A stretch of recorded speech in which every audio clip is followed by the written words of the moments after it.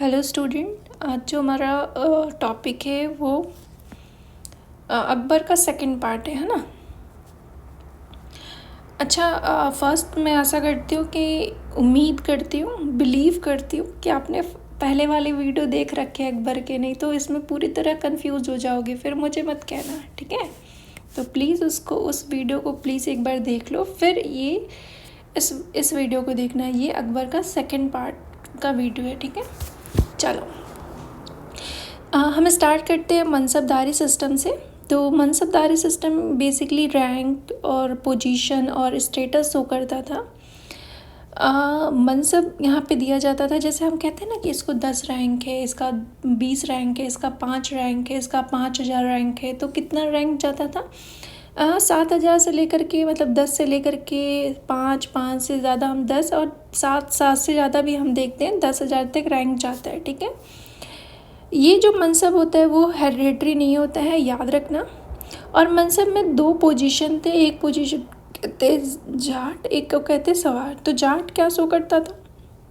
आपके स्टेटस को basically show करता था कि आपकी रैंक कितना है ना, कि आप कौन से रैंक से बिलोंग करते हो। 10 रैंक है, 20 रैंक है, 5000 रैंक है। अब मान सिंह का रैंक होता था सबसे हाईएस्ट, है ना। तो सबसे हाईएस्ट रैंक वाला सबसे आगे होगा, सबसे लोएस्ट रैंक वाला पीछे होगा, है ना। और उसी के अकॉर्डिंग उसको कैवलरी दी जाती थी, हॉर्समैन दिए जाते थे कि आपकी हाईएस्ट रैंक है तो आपको इतनी कैवलरी मेंटेन करनी है, ठीक है। वहाँ के लॉ एंड ऑर्डर को मेंटेन करके रखना है। तो बेसिकली मनसबदारी सिस्टम क्या होता था, उसमें आपको एक रैंक दिया जाता था, आपके रैंक के अकॉर्डिंग आपकी स्टेटस शो होता था। अगर आपका 10 रैंक है तो अब लो स्टेटस शो कर रहा है, अगर वही 7000 रैंक है, 10,000 रैंक है, तो ऑफकोर्स हाई ऑफिसर हैं आप, है ना। और उसी अगर हाई ऑफिसर हैं तो आपको हाई कैवलरी को मेंटेन करनी है, हाई हॉर्समैन को मेंटेन करके रखना है, ठीक है। सेकंड सिस्टम थी जागीरदारी सिस्टम। तो जागीरदारी सिस्टम क्या होता है, जिसमें हम देखते हैं बेसिकली जागीरदारी सिस्टम सेम है इक्तदारी सिस्टम से।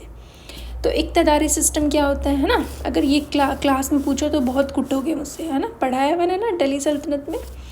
तो क्या होता था जागीर में, कि जैसे नाम से पता चलता है ना कि ये जागीर तुम्हारे नाम कर दिया मैंने। तो जागीर मतलब ये लैंड, है ना। लैंड मैंने क्या कर दिया, आपके नाम कर दिया है, आपने मेरे लिए इतना अच्छा सर्विस परफॉर्म किए हैं, इस खुशी में मैं आपको ये वाला जागीर, है ना, यहाँ का जागीर, दिल्ली का जागीर देता हूँ, ये देती हूँ, है ना। तो जागीर का जो मतलब होता है द रेवेन्यू फ्रॉम दी जागीर, मतलब लैंड ग्रांट। हम आपको लैंड ग्रांट देते हैं, उसी को हम जागीर कहते हैं, और कलेक्ट करने वाले को जागीरदार कहते हैं। क्लियर? तो ये याद रख रहे हैं, ये भी हेरिडेटरी नहीं होता था, जैसे कि मनसबदारी सिस्टम नहीं होता था, ठीक है। जागीर का भी एक काम होता था कि उस लैंड की लॉ एंड ऑर्डर और इस चीज़ को मेंटेन करके रखें। थर्ड है ज़मींदार। तो ज़मींदार कौन होता था? ज़मींदार बस लोकल स्टेट होल्डर, एक लोकल स्टेट होल्ड करता था, जो बहुत इम्पॉर्टेंट प्ले करता था रेवेन्यू कलेक्शन करने के लिए। और ये इंटरमीडिएट जैसा काम करता था किसके किसके बीच में, स्टेट और रूरल पॉपुलेशन। मतलब ज़मींदार जो होता था बहुत रूरल एरिया में रहता था, वो वहाँ के रेवेन्यू और लॉ एंड ऑर्डर को भी मेंटेन करके रखता था। क्लियर? तो इसको भी आप याद रखिएगा, ठीक है। अकबर की रिलीजियस पॉलिसी हमने पहले भी देख लिया है। हाँ, टाइमलाइन थोड़ा सा देखना है आपको, कि जजिया उन्होंने रिमूव किया था 5064 में, और उन्होंने पिलग्रिम्स टैक्स भी रिमूव कर दिया था कब?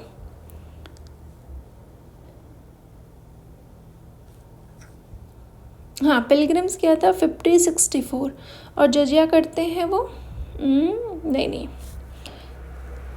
पिलग्रिम्स टैक्स करते हैं वो 5063, और जजिया करते हैं 5064। एक बार आप चेक कर लीजिएगा, ठीक है। चलो,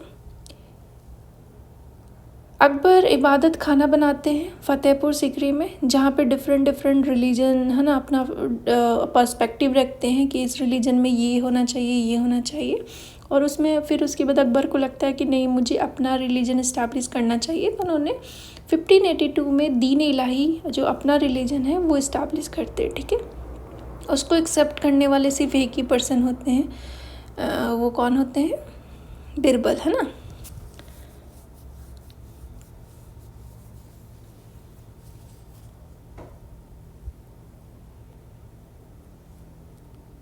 है ना, कोई भी ज़्यादा अट्रैक्ट नहीं होते हैं इस रिलीजन से, दीन इलाही से। और हम देखते हैं कि एक ही पर्सन होते हैं जो इनकी रिलीजन को एक्सेप्ट करते हैं, वो बीरबल होते हैं। ठीक है, फिर हमने लिटरेचर्स पे अगर बात करें तो हमने देखा है कि इस टाइम पे हम देखते हैं एनी अकबरी, जो अकबरनामा का थर्ड पार्ट है, जिसमें हम इसमें डिटेल डिस्क्रिप्शन देखते हैं administration, economy and society and culture के ऊपर अकबर के। तो ये भी याद रखिएगा। इन्होंने किताब खाना मतलब लाइब्रेरी इस्टेब्लिश किया था।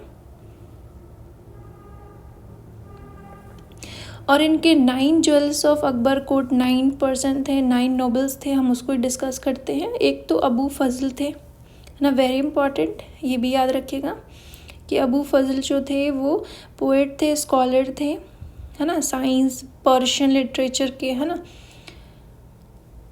और ऑथर है अकबरनामा और एनी अकबरी के। अबू फजल जो है वो अकबरनामा और एनी अकबरी के ऑथर है। और फैज़ी जो होते हैं इनके भाई होते हैं, ठीक है, रिलेटिव भाई होते हैं, ठीक है, कज़न होते हैं, जो एक पोएट और स्कॉलर होते हैं जिन्होंने साइंस पर्शियन लिटरेचर पे बहुत काम किया है। थर्ड जो होते हैं वो बीरबल होते हैं, है ना, जो बहुत ज़्यादा इंटेलिजेंस है ना, एडवाइज़र हैं। फोर्थ जो होते हैं राजा टोडरमल होते हैं, जो रिस्पॉन्सिबल होते हैं रेवेन्यू के लिए। तो हमें पता है ना फाइनेंस मिनिस्टर कौन इम्पॉर्टेंट, टोडरमल, तो याद रखिएगा, वेरी इंपॉर्टेंट। राजा मान सिंह होते हैं जो बहुत इंपॉर्टेंट मिलिट्री कमांडर होते हैं, ये भी बहुत इंपॉर्टेंट है। अब्दुल रहीम खाने खाना कौन होते हैं, तो हम देखते हैं बहरम खान के बेटे ही होते हैं अब्दुल रहीम खाने खाना। ये भी बहुत अच्छे पोएट होते हैं, है ना, मिलिट्री कमांडर होते हैं, इनका भी नाम याद रखिएगा कि ये बहरम खान के बेटे होते हैं। तानसेन कौन होते हैं, है ना, तो तानसेन म्यूजिशियन होते हैं बहुत अच्छे, इन्हीं को मियाँ का टाइटल देते हैं अकबर, क्लियर। और मुल्ला दो प्याजा जो बहुत ज़्यादा अपने शार्प इंटेलिजेंस के लिए जाने जाते थे। और फ़कीर अजीज़ दीन, ये भी बहुत अच्छे अकबर कोर्ट के एडवाइज़र थे, ठीक है, तो ये भी आप याद रखिएगा।